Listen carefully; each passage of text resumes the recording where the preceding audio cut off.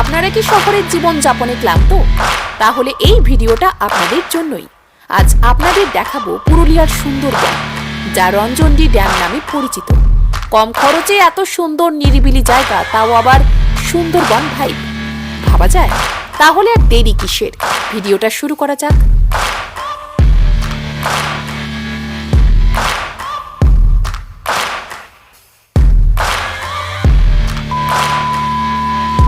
Hello বন্ধুরা, welcome back to my channel. আজকে আমি চলে এসেছি আবারও একটা নতুন ভিডিও নিয়ে।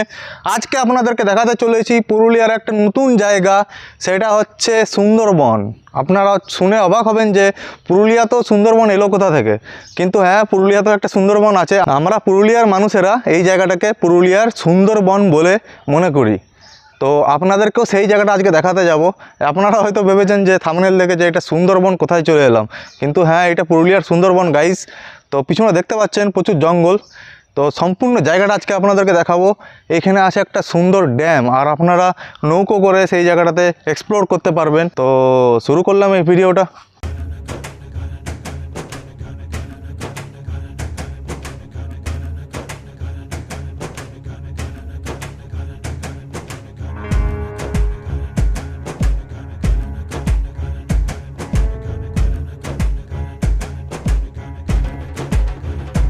আমি এখন আছি সুন্দরবনের রাস্তা দিয়ে, রাস্তার ভেতর দিয়ে যাব, জঙ্গলের ভেতর দিয়ে সোজা গিয়ে একটা ড্যাম, সেই ড্যামটা এখন আপনাদেরকে দেখাতে চলেছি। তো যাচ্ছি এখন আমরা রাস্তার মধ্যে দিয়ে, ড্যামটা এখন আপনাদেরকে আমি দেখাতে চলেছি। তো চারিদিকে জঙ্গল, কিছু দেখা যাচ্ছে না আশেপাশে। তো সেই জঙ্গলটা এখনই আপনারা দেখতে চলেছেন। তো দেখতে থাকুন সেই জঙ্গলটা। এই হলো জঙ্গলের মধ্যে দিয়ে রাস্তাটা যাচ্ছে। লেফট সাইডে দেখুন পুরো ঘন জঙ্গল।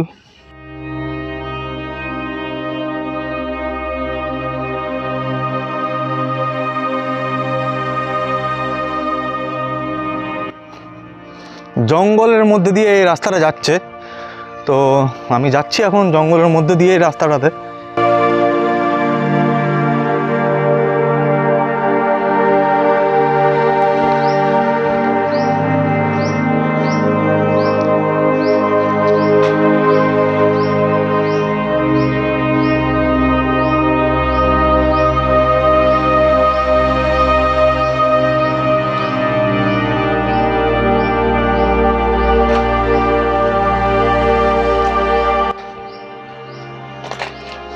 এই দেখুন বন্ধুরা, এটা হচ্ছে রঞ্জনডির সেই ড্যামটা, যেটার সামনে আমি এখনই যেতে চলেছি।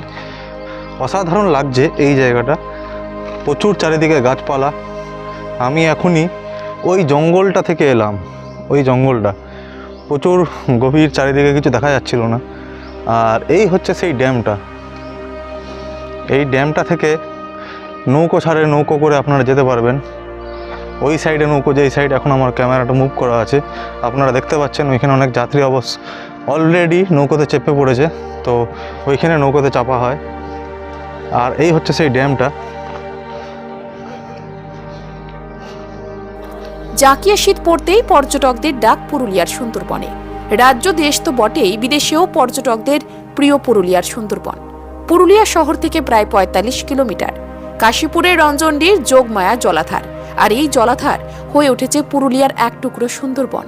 পর্যটকদের ডাক দিচ্ছে কাশীপুরের যোগমায়া সরোবর, যা অনেকেই পুরুলিয়ার সুন্দরবন বলে থাকে। বিস্তীর্ণ জলরাশির পাড়ে ঘন অরণ্য, ভালোবেসে মানুষ বলেন সুন্দরবন। শীতকালে ডেস্টিনেশন তো এমন জায়গা হতেই পারে। পুরুলিয়া জেলায় সুন্দরবন শুনতে অবাক লাগলেও পর্যটকদের কাছে জনপ্রিয়ই হচ্ছে। একেই বলা হচ্ছে পুরুলিয়ার মিনি সুন্দরবন।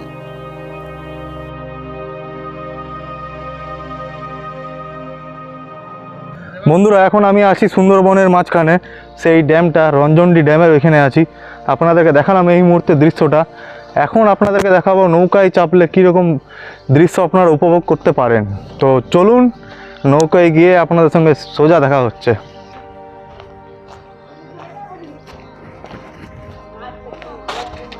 এইখানে হচ্ছে নৌকা পার, দেখতে পাচ্ছেন আপনারা, নৌকো রাখা আছে, নৌকো করে আপনারা ঘুরতে পারেন। তো আমরাও এখন একটা নৌকো বুকিং করতে যাচ্ছি। চলো চলো যাই চলো। ভাই ক্যামেরাটা দেখি। এখানে আপনার বাড়ি কোথায়? আপনি কোথা থেকে এসেছেন? বলবে না কিছু। দেখুন এই জায়গাটা হচ্ছে রিসর্ট।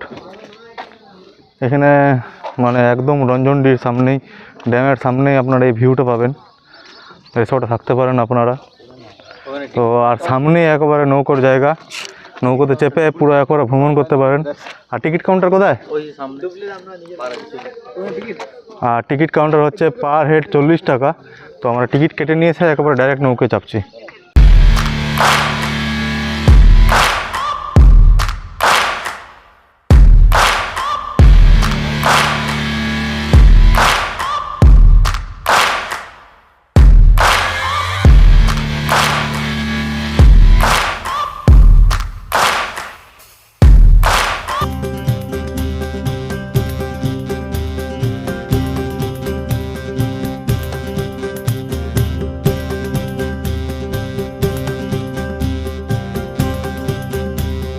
তাহলে কেমন লাগলো এই নতুন ডেস্টিনেশন? আপনারা কে কোথা থেকে দেখছেন কমেন্ট বক্সে জানাতে ভুলবেন না কিন্তু। আর দেরি না করে চলে আসুন আমাদের রাঙামাটির দেশে। আসলে এই রকম অনেক সুন্দর সুন্দর জায়গা ঘুরে ফিল করার অভিজ্ঞতা হবে। সাথে নিয়ে যাবেন অনেক মধুর স্মৃতি, রাঙামাটির স্মৃতি।